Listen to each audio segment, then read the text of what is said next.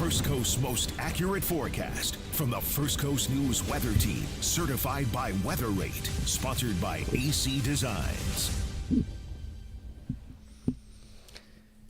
Good afternoon, folks. Back at it. Monday, already here. Who would have thought the holiday weekend would have come and gone so quickly?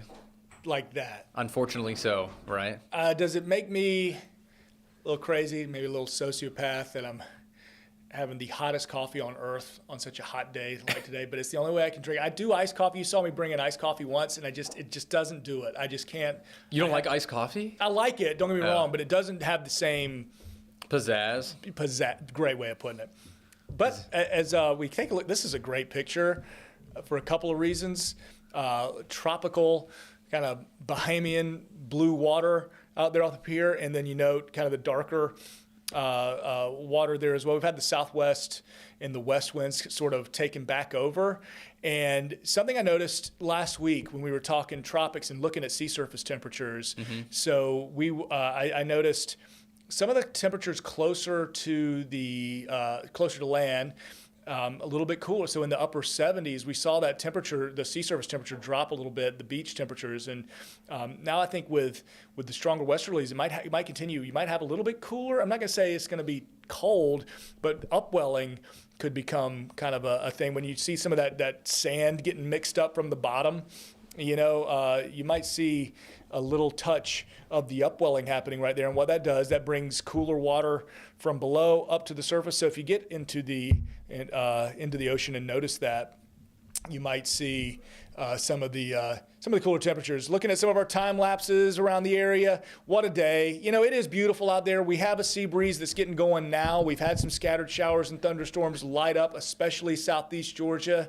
The horses on Cumberland Island, I tell you, I was watching some of those storms. That was kind of peak thunderstorm activity. I know folks in St. Simons want rain. Folks on Jekyll are looking for it when we're talking about Coastal Glen. But really, and you're a big horse guy too. I love. Oh yeah, I know in fact. I'm big horse guy. I'm getting Cowboy Lew. Getting more and more acclimated to horses. When I was a kid, you got a little horse action, but he's done a couple yeehaws in his day. Yeehaw, howdy, partner.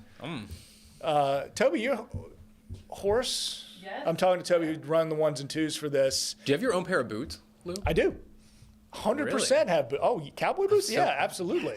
Had a hat, and my dog chewed it, so don't have that anymore. Boot cut jeans? Now you're getting too specific. I don't know. I just get the jeans that I have. Chaps? No chaps. I do have a leather. It's leather. It's kind of like a hide vest. I like the vest. Yeah. That we more costume play than anything. But that's probably a little too personal for the stream. Hey. So upwelling at the beach. Notice those temperatures down as we get this horse right back on the trail out there. What are we thinking this afternoon, Ross, as far as our thunderstorm risk? The sea breeze had been pinned up pretty tight up against the beach, just now kind of trying to mosey its way on down to 95, partner. Yeah, I mean, it's still pretty far east. I think most of our thunderstorm activity has probably already come and gone for the most part. We were expecting a lot of it today, pretty much from I-10 north, or at least from the Florida-Georgia state line north. So southeast Georgia's seen a lot of thunderstorms, or at least some scattered storms. We've already seen much of that here, a little bit of some enhancement as those storms did hit. The sea breeze moving in across Camden and Glenn County. And then further south, I mentioned this in our afternoon editorial meeting, some storms moving up kind of from the I-4 corridor. So I expected Putnam and Flagler counties to see some, perhaps moved a little bit further northward than I thought. So even St. Johns County getting in on some storms as well. But I think for the most part, many of us are going to stay pretty dry around the Jacksonville metro tonight, Lew. Yeah, we were kind of going lower. We were talking about this through the weekend, higher rain chances for that Saturday, Sunday, really, and then kind of bumping them down Monday, Tuesday. And as we get kind of back into our more summer pattern. But, it's interesting, the difference. And for most folks at home don't care about the difference. Is it going to rain or not? But there is difference in dynamics. So what we were seeing with Chantal moving up into the Carolinas and into Virginia, while we certainly didn't have direct impacts from that system, indirectly we did. So indirectly on Sunday, for instance, where we had some pretty good thunderstorms, especially I know that impacted the jumbo shrimp game, had some storms widely scattered around town. That all kind of associated, still a little tropical pull coming out of the Gulf side of things with that. So the tropical tail of what was Tropical Storm Chantal pulling a little bit more of that moisture and thusly little convective action for us here around. Now that's gone, and so now the more western and southwesterly steering pattern is back. That's going to meet up with our afternoon sea breezes, and we'll get that going. But still a decent amount of rain for some folks yesterday, Lou. Oh, a lot, yeah. I mean, from downtown like up to the airport. Now I think the actual like statistical reading at the Jax Airport was 0.28. But areas just east of there, and then pretty much right along 95, it rained for maybe an hour and a half. Yeah. Like pretty decent time. I had mentioned last evening we were making dinner, and I was like, I don't remember an evening where it's actually rained for this duration of time. I mean, it poured initially. Yeah. But the storms were the downpours were just kind of streaming from south to north, and they just kind of kept coming on through, and it was just like a nice steady, almost soaking in rain, something that we don't necessarily get a whole lot of here all the time. Yeah. Sometimes when the thunderstorms kind of flatten out and it spreads into a little bit more of a stratiform rain later on in the evening, sometimes that can occur. But most of the time it's like it's raining cats and dogs for about 15 or 20 minutes. And then, and sun comes back, back out and heats right back up. But last night was, a little different, at least for Jax. Little different pattern. I think a lot of that had to do with tropical air getting pulled in. I think, and tell that to folks sitting and waiting at the Jumbo Shrimp game. They were dealing with delays here. Downtown had a lot of rain, just in a short amount of time. But the threat of rain, even the lightning in the area, caused some delays there. So we got to think about the different kind of pattern that people were sharing photos with me. Like, what's this sky for? Like, there were some interesting cloud formations, and folks need to remember that the atmosphere is just it's a fluid, and the things that impact cloud formations. And you send me these pictures, and we appreciate it. It's just like, what is this? I've never seen this before. It's just it's something different. It's like a fingerprint. None is exactly the same each afternoon. Especially when you've got tropical air, you've got different air in the middle atmosphere, different air in the upper, and then you get different layers of winds, and it just creates these incredible shapes. And so that's why we were seeing some weird stuff yesterday. All right, so now to a little more serious topic as we go into Texas now. The Guadalupe River flooding that we're seeing. I shudder, I hesitate, have a hard time wrapping my brain around what these families and these people in that area are dealing with. The number, the last I saw was 82, and that's probably been updated as far as people who have died because of this flash flooding, and we're talking children at a summer camp. This is horrendous. This is horrific, and the fact is, there's still kind of rain falling along some of these watershed areas because the Guadalupe River. You think about, certainly, you get rain falling over the river itself, but the fingers running off of this river, the tributaries, and sometimes maybe only running, 6 inches deep. So sometimes shallow, sometimes dried out. These river beds, these creek beds, that all form this watershed. And so, Ross, your experience, I know, having been in kind of the Midwest and forecasting some pretty big severe weather. What's your life experience dealing and forecasting when it comes to like extreme flash flooding like this? It really does depend on some of those smaller creeks and the streams. The water flows a little bit faster in some of those locations, especially once you get into central and west Texas. Elevation's a little bit higher. All of those... Hill country, exactly. Yeah, hill country, exactly, yeah. So the water gets a little bit of some extra momentum, moving with it. Obviously, we can still have flash flooding here in Florida, but the vast majority of it is pretty flat around Jax, southeast Georgia, perhaps maybe a little bit once you get up towards Waycross. But most of us here, relatively flat and close to sea level. Out there, you have some changes in elevation. Coming down the hillsides, the mountain, or not really mountainsides, but it's pretty big hills. What would look like, honestly, Florida people going out there seeing that, oh my gosh, we're in the mountains. Hill country. Big sweeping hill ranges, and it just sneaks up on you way faster than you think it would. 100%. And it's, again, all from the mountains getting rain, or the hill, is getting rain. The small creek, which might only be literally this wide, all of a sudden now looks like a raging river because it's all getting funneled into this very narrow space that speeds up the water flow. And then that's just one finger of perhaps, 10 or 20 that feed into the larger river basin. And I mean, literally within like 30 minutes, the river itself can go from normal to, unfortunately what those folks saw out there. It's a hard thing to forecast for specifically. Obviously, you can say how many inches, the range of rainfall that you may or may not see, but exactly where that rain falls, can greatly dictate what areas get a flash flood and which ones don't. And that's a really, really hard thing to try to forecast out there. Yeah, because when you're forecasting, say, a foot of rain, that's just hypothetical, and I'm not saying that's what the forecasts were there, but if you're talking about a foot of rain over an entire watershed and a slow-moving, essentially stationary system that maybe moves slower than what original forecasts were, so you go from the original foot forecast, well, maybe it's 18 inches, but you spread that out over an entire area. So you get your main river plus all the tributaries, and when each tributary is receiving a foot of rain maybe on its north fork and 6 inches on its south fork, that 18 inches is all,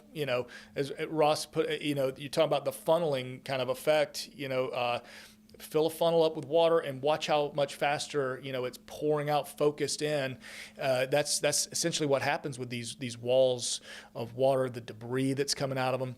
It's just, it's horrible. I thinking back to personal experience. So here in Florida, a little different. Of course, we get flash flooding that we'll see in San Marco and in St. Augustine, and we'll get more, basic river flooding, and we get the luxury of having better timing forecasts when it comes to things like the St. Mary's River that will flood its banks, or Black Creek running through Middleburg.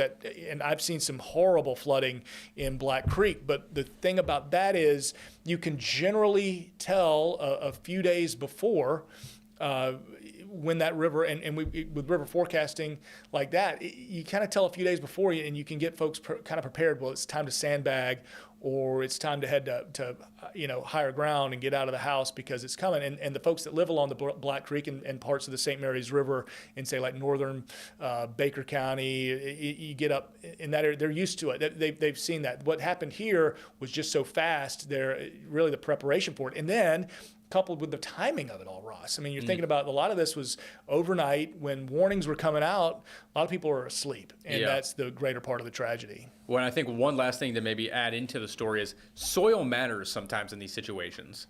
I'm not 100% sure about central Texas, but I know northern Texas up near the Red River and into Oklahoma, you've got that clay red dirt that does not allow water to filter down through very well. It holds the water in place. So I can't guarantee that's the type of soil and dirt that they have there. Right. But that doesn't necessarily help situations. I know when we've had flash flooding concerns in central and eastern Oklahoma when I worked out there, again, it was surprising how quickly it would flood, despite it being a little bit more flat, simply because of the soil itself really didn't allow the water to drain through. So it just kind of added to the overall, cause for concern. I've never covered forecasting like this. We're talking like something like 1,000-year flood, right? So it's not something anybody's really seen in their lifetime, something specific like this. So you have to learn. I'm thinking back to like any major flash flooding I've ever really been a part of and covered has generally been hurricane related, which you see coming. The San Marcos stuff. And back in Columbia, South Carolina, you covered a system that dumped 14 inches of rain and kind of over a long day. And I remember levees broke. So there was an acute sort of cause. It wasn't, sort of a watershed filling up, but you had these levees that held back retention ponds and larger lakes in these neighborhoods. And I remember the levee breaking, and then now you got some pretty serious flash flooding with very limited warning, but that was not what happened here. And now as we talk more kind of flash flood risk, Delmarva with Chantal, looking towards starting in the Carolinas, so from essentially Pinehurst, North Carolina, all the way up to Chapel Hill, there were estimates 11, 12 inches of rain fell from Chantal there. So a big rainmaker. And I know you're kind of keyed in what's going on, around nation's capital, but moving into parts of Maryland and moving out now. So Ross, what have you heard from folks that are up there? I know you know a lot of people. So. Oh, well, yeah, I mean, not so much from PA, but yeah, folks in Philly, New Jersey. Yeah. Yeah, certainly so. You can kind of still see a little bit of that swirl, that post, tropical depression swirl from Chantal moving through, Delaware into South Jersey and even, into the south sides of Philly. And then you combine that with, if you look off to the, the west and northwest, there's actually a pretty, potent midsummer cold front making its way across places that don't often see severe weather, but Western New York, our own Robert Spetta's, old stomping grounds up there. Syracuse, seeing some severe thunderstorm warnings, and then that extends down into northwestern PA. So Erie, I believe one of your old pastors. Yeah, Lew, Pastor Jeff. Yeah, he might be up there getting some stormy weather out there tonight. Yep, and my in-laws all up outside of Buffalo, Rochester area. My father-in-law likes to roast me, as a good father-in-law would. Whenever it rains around his house, he's like, "You didn't tell me it was going to rain here." I'm like, "Fred, listen, bud, not forecasting up there. Text me more often, and maybe we'll, as opposed to a good solid roast." Yeah. Love Fred. Shout out to Fred. Shout out to Rochester. Lovely town. But yeah, it's been an interesting summer for them. If you want to, get, national here for a minute. So hot. Like they've had some pretty wild heat up there, and now we're getting back into the heat ourselves. Sort of the trend we had a little break, obviously, with the tropical conditions. We kind of traded that off with the rain chances, the overcast conditions, but 105 heat index. 108 in Mayport. Whew, 108. Sheesh. That's brutal. That's that soul-sucking, energy-sucking kind of heat. That'll kind of, you do anything outside for longer than 10 minutes and you just, where'd my energy go? What happened? Yeah. There's the heat advisory. You were talking about the extreme heat kind of up across the Mid-Atlantic and New England states. So Toby, are you prepared on the ones and twos? You want to show them some heat safety stuff? Okay. Oh, you want to wait till 22? Well, let's say we could rock that body and come back and give it a good wrap. But we'll keep going. Keep going. It's all good. Well, as you mentioned, it's fluid. What I want to do is because we've got the heat going. Yeah. I kind of want to go over some of those basics for folks. Like we got to talk hot car safety. It's one of those elementary things, but nonetheless, we do have to do a tragic story about something or someone being left in a hot car, and then just ways to be safe with these next couple of days of heat index values. I mean, 108 that's up there. That's pushing that boundary. Well, not just with kids, but like pets too. Obviously, we're always stressing about don't leave your pet in a hot car, but even like taking them out to, some of these local, outdoor breweries or, places that you can eat at and stuff that your pet can sit out there with you. It is so hot, especially really after about 11 a.m. I mean, like, it is too warm to have them just kind of sitting out there on the hot cement with you, panting away. Even if there is a dish for them, like, it doesn't do much. No. And then you talk about your afternoon walk. Like now's not the best time unless you're walking on grass or you're at the dog park. But even then, you got to be quick with it because, as you know, the puppy dog doesn't really. Yeah, let them out quick to do their business. Bring them back in. Yeah. Do the longer walk or run around or whatever later on in the evening. Yeah. Yeah, wait till after sunset. I always say in Good Morning Jacksonville, it's like when I'm doing my 5:30 conditions and I'm taking a look at the beach and it's still in the 70s. Like now's the time if you're a jogger. Your 5:30 conditions. I thought you said 5:30 conditioning. No. You're like not my 5:30 conditioning. You're running sprints before it heats up. My cardio is running from the anchor desk to my green wall at 5:30 in the morning, and I'm or to get more coffee. Yeah, or that, and you do it quickly between breaks. But no, the conditions, the currents. I'm like, because you run early, right? I mean, yeah, I try to do it before 9:30. Still too hot. I mean, it's pretty stifling out there. Typically, at the start of the run, I'm feeling okay, and by the end of the run, especially if I'm spending extended time out in the sun. And I'm not in the shade of some of the buildings around me. Yeah. I feel like I'm actually melting. Yeah. But that just means when Thanksgiving comes around. Yeah. And we have that first day where it's like the mornings are like 45 or something. I'm gonna be booking it, Lou. Yeah. I'm gonna be so PRs. You're gonna be ready to go. Yes. It's just we have 4 more months until it'll fly by. It'll be here before we know it. Yeah, sweating all the time, sweating all the way there. Those 45-degree mornings are pretty special. That's like, it's rare, but it's so very special. I want to flash them a 7-day, and then we'll Sure. leave them with some hot weather thoughts as we go through. But the storms today and tomorrow, similar sort of pattern, get that 40% chance, and so a lower end. But we have been looking at some modeling. We're going to watch Wednesday carefully, and through the rest of the weekend and the weekend as well. But there is the potential we get more widespread showers and thunderstorms Wednesday, and we're talking about potential for some severe weather as well. Yeah, I'm thinking maybe a little bit of a juicier atmosphere out there on Wednesday, so perhaps some heavier rainfall. I think the overall steering flow might be a tad bit weaker, which would lend to some slower moving storms, which could lead to anywhere from 1 to 2, if not 3 inches of rain locally in some locations. And then you mentioned the severe weather risk. Could see some wind gusts 40, 50 miles per hour, perhaps stronger than that. Not expecting widespread severe weather, of course. But the isolated risk, I think, is there at least for Wednesday. And then, as you continue into the weekend, or even into the end of the week and into the weekend, not a whole lot of variety. Right. The winds themselves are generally out of the south or southwest. I do think maybe by Saturday and Sunday, a little bit more of a westerly direction, although that doesn't show this here. But nonetheless, highs, low to mid-90s, real field temperatures anywhere from about 100 to 105 every single day. Although those locations closer to the rivers and things like that, intercoastal, certainly could see heat indexes 105 to 108. Sure. As you saw in Mayport. So. Which, let's be safe. So I'm going to leave you with this. I just had the thought. I just want to remind folks with it talks to tropics. We're talking tropics.